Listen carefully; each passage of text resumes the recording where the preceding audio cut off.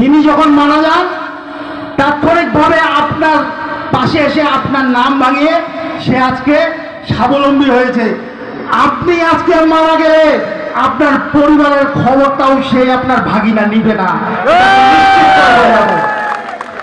তাই জনগণের কাছে আজকে আহ্বান জানাচ্ছি, ঘোড়া মার্কার যে গণজোয়ার সৃষ্টি হয়েছে, এই গণজোয়ারের নিজেকে সামিল করে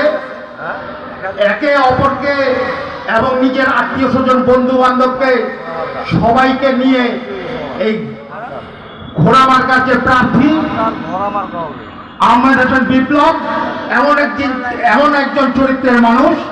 যিনি